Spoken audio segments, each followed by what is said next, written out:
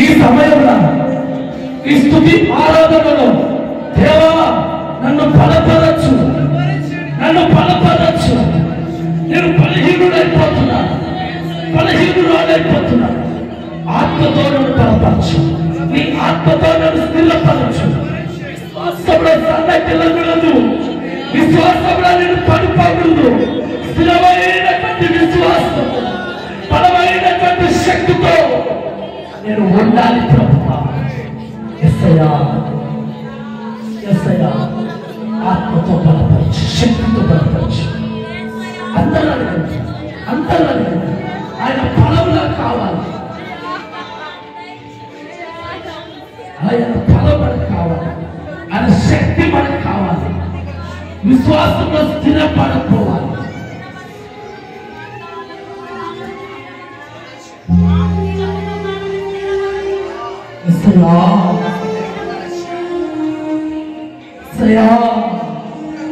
సాధారణ పలువారు శోధిస్తున్నాయా, అపవాదులను పలువారు విసిగిస్తున్నాను.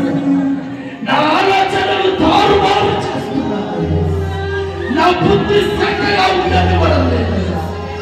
నా నడక, నా చూపు, నా పడక చెంపగొట్టేస్తున్నాడు ప్రభువా. యేసయ్యా, నా అంతరంగములు దేవుడు చూడవా అన్నాడు. దేవుడు ఒక్కొక్కరి అంతరంగములు చూడాలి. ఒక్కొక్కరి మనో వేదనలు చూడు, ఒక్కొక్కరి దుఃఖములు చూడాలి. అందుకే అడగండి, నా అంతరంగములో రగులుతున్న వేదన, నా దుఃఖమును తొలగించవా. నన్ను బలపరచు, విశ్వాసంలో స్థిరపరచు, ఆత్మశక్తితో నింపడు. దుష్టుని గురించి సర్వాంగ కవచము నాకు కావాలి, కావాలి. ధరింపచ్చు, ధరింపచ్చు. దైవజనులు పలువారు వాక్యం చేత హెచ్చరిస్తూ ఉన్నారు. ఆ వాక్యములను బలపరచాలి. ఆ వాక్యమే నన్ను విశ్వాసంలో స్థిరపరచాలి. ఆ వాక్యము చేతనే దయ్యములను శక్తులను ఎదుర్కోవాలి. ఆ వాక్యము చేతనే నేను బలమును పొందుకొని నా ప్రయాణాన్ని సాగించాలి. అందుకనే నవనూతనమైనటువంటి వాక్య సందేశములు దయచి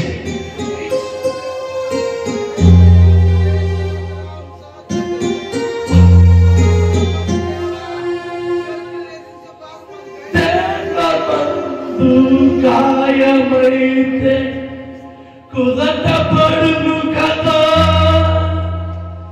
గుండె గాయము గుర్తు పట్టిన నటుడు లేడు కదా. దేహమందు గాయమైతే కుదట పడును కదా, గుండె గాయము గుర్తు పట్టిన నటుడు లేడు కదా. నీవే నీవే నా అంతరంగం చూసి నాపై అందరూ ప్రార్థించండి.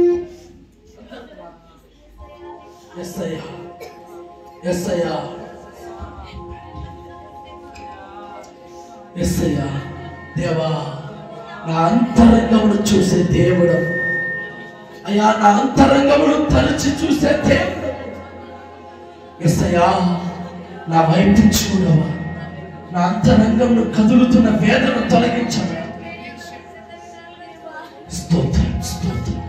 అందరూ కూడా ప్రార్థన ఏకీభవించండి, ప్రార్థన ఏకీభవించండి, ప్రార్థన ఏకీభవించండి.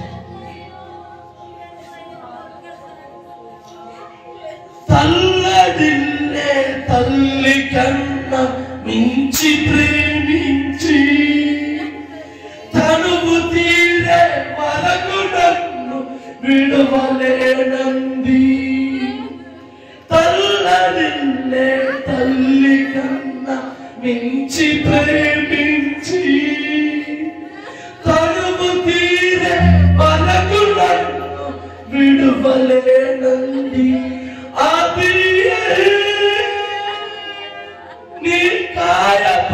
దాచిన వేళలో కన్నీరు కార్చిన ప్రేమగా నులువెచ్చనైన ఒడికి చేర్చి ఆదరించిన ప్రేమయే నీ గుండెలో నన్ను చేర్చిన నీ అమరమైన ప్రేమయే. చేస్తున్న ప్రార్థన చేస్తాను.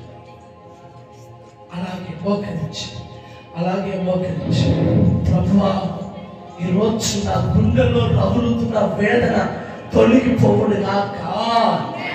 గుండెలో అంతరంగంలో రగులుతున్న సమస్య తొలగిపోవాలి. ప్రభు మిమ్మల్ని దర్శించాలి. ప్రభు మీ కుటుంబాన్ని దర్శించాలి. ప్రభు మీ పిల్లలను దర్శించాలి. ప్రభు మిమ్మల్ని మీ కుటుంబాలను దర్శించాలి. ఆ రోజు సౌలు క్రైస్తవులను చంపడానికి బయలుదేరినప్పుడు మార్గ మధ్యలో దర్శించాడు దేవుడు. ఆ దర్శనము చేత సౌలు కాస్త పౌలుగా మారాడు. ఆ రోజు మరియ తల్లిని వదిలిపెట్టాలని యోసేపు కలలు కన్నారు. కానీ నా దేవుని దర్శనం మరియ తల్లిని విడిచిపెట్టలేనట్టుగా హత్తుకునేటట్టుగా చేసింది. ఈరోజు నేను అంటున్నాను, నేను రక్త సంబంధికులకు దేవుని దర్శనం కనబడును గాక. నీ స్నేహితులకు దేవుని దర్శనం కనబడును గాక.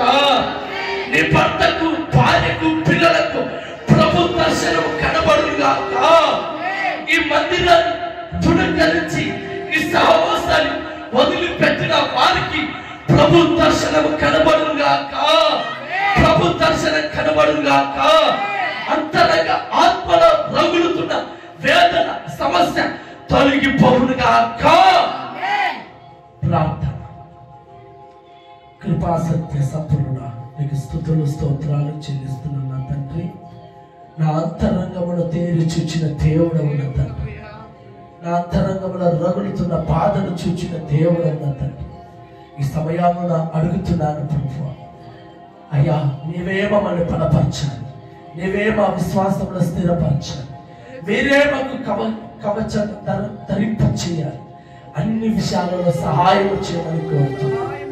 ఈ ప్రజలకు వస్తున్న వేదన, సమస్య, చిక్కులు, రోగాలు, పథకాలు వాటన్నిటి నుండి విడుదల దయచి దైవచనులు వచ్చే నెల 14వ తారీఖున ప్రారంభించబడుతున్న 50 దినాల ఉపవాస ప్రార్థనలు గొప్పగా జరగాలి. మహిమతో నింపమని కోరుతున్నాను, శక్తితో నింపమని కోరుతున్నాను. అనేక రకంగా వాడుకోమని యేసు నామములో అడిగి వేడుకుంటున్నాము తండ్రి. ఆమేన్.